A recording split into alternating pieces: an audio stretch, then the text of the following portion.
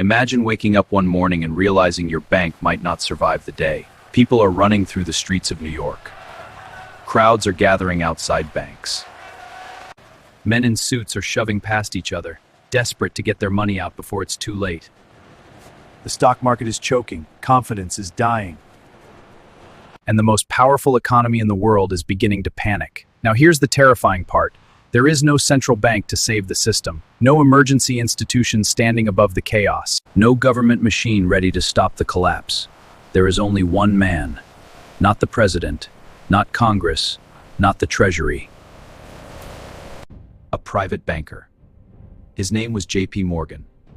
And for one terrifying moment, America's entire financial system was forced to trust him. And from an early age, Morgan was raised in a world where money was not just something people earned, it was something that controlled people. He studied abroad. He learned finance young. He watched how deals were made, how influence worked, and how powerful men moved entire markets without ever raising in voices. Morgan himself wasn't the kind of man who made people comfortable. He looked severe. He spoke with authority. He had a presence that filled a room before he even said a word. He wasn't warm, he wasn't charming, but he didn't need to be, because on Wall Street, being liked mattered far less than being feared. And over time, Morgan built something bigger than wealth. He built reputation. When companies were failing, Morgan stepped in.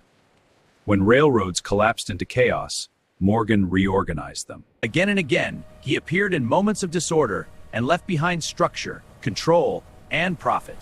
By the early 1900s, J.P. Morgan was no longer just a banker. He was a power center. And then came the moment that would test whether one man could be powerful enough to hold up an entire nation's economy. By 1907, America looked unstoppable. Industry was exploding. Fortunes were being built at breathtaking speed. Railroads stretched across the country. Factories were roaring. The rich were getting richer, and the country looked like a machine built to expand forever. But underneath all that success, the financial system had a weakness.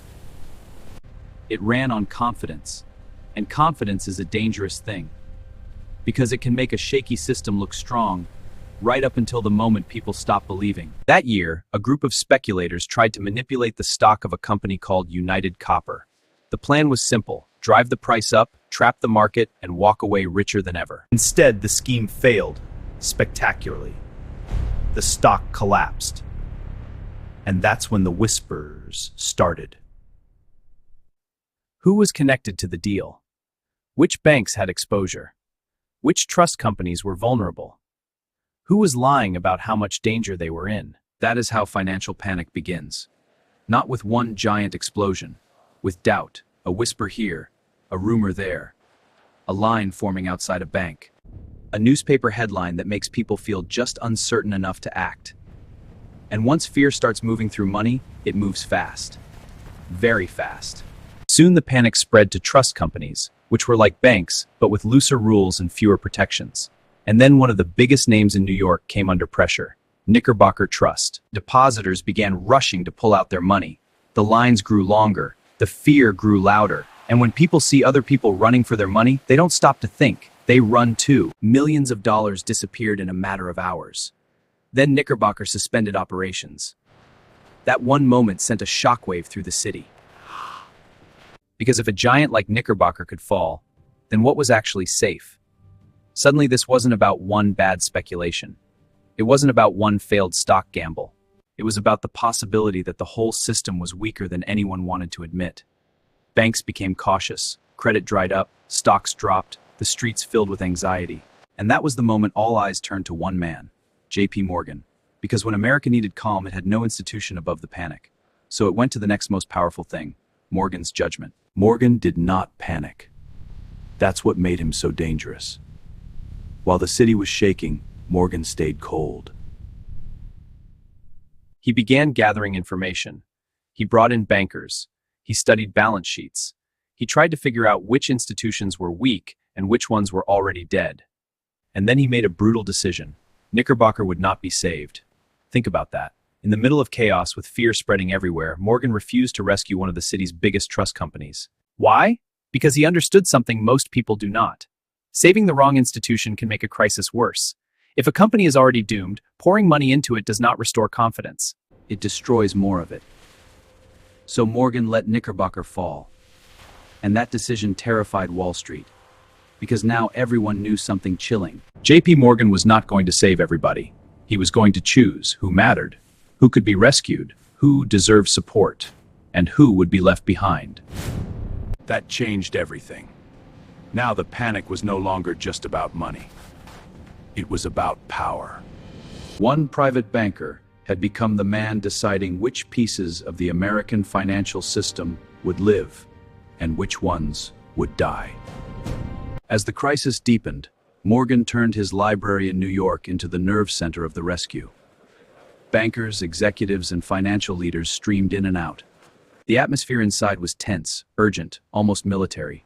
Outside, the city was nervous. Inside, Morgan was constructing a survival plan. He pushed stronger institutions to support weaker ones. He pressured financiers to commit money.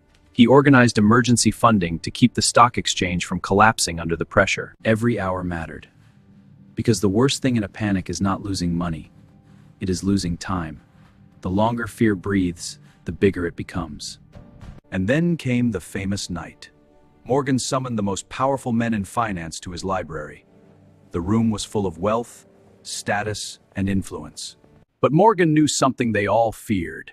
If they walked out without a deal, the market might not survive the morning. So he kept the pressure on. He argued. He demanded commitments. He forced decisions. Legend says the doors were locked and the men inside were not leaving until they agreed on a rescue. While the country slept, millions of dollars were being negotiated in silence, under dim light, in one room, by men who understood that if they failed, the panic outside could become a full national collapse. That night, Morgan wasn't acting like a banker. He was acting like a commander. The rescue worked. Barely. Money was raised, confidence was patched together, the stock exchange stayed open, the panic was slowed. America stepped back from the edge.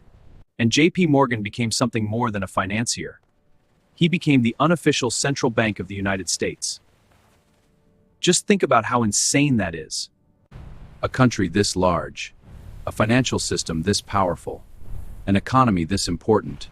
The entire structure leaned on one private individual to hold it together. Not because that was a good design, but because there was no better one. That is what made the panic of 1907 so important. It was not just a crisis, it was an exposure. Not because that was a good design. It revealed that America's financial system was modern enough to create immense wealth, but still primitive enough to collapse into chaos when fear arrived. Morgan had helped save the system, but by saving it, he also exposed how dangerously fragile it really was. And once people saw that truth, they could never completely ignore it again. The shock of 1907 pushed America toward a new conclusion. The country could not keep depending on one titan of finance to rescue the economy every time panic appeared. What if Morgan had been too sick? Too old? Too late? Or simply unwilling? That question haunted lawmakers and financial leaders. And out of that fear came a new push for reform. A few years later, America would create the Federal Reserve. In other words, the crisis did more than make Morgan look powerful. It helped prove that no private man should ever be this powerful in a crisis again. That is the irony at the heart of the story. JP Morgan became legendary because he saved the system. But his legend also proved the system had failed. So was JP Morgan a hero? In some ways, yes. When panic spread, he acted. When others hesitated, he moved. When the market needed structure, he forced it into existence. But there is another way to see him. Not just as the man who saved Wall Street, but as the man who revealed what Wall Street really was. A system built on confidence, a machine powered by belief, a world where, when fear takes over, money rushes toward the strongest hand in the room.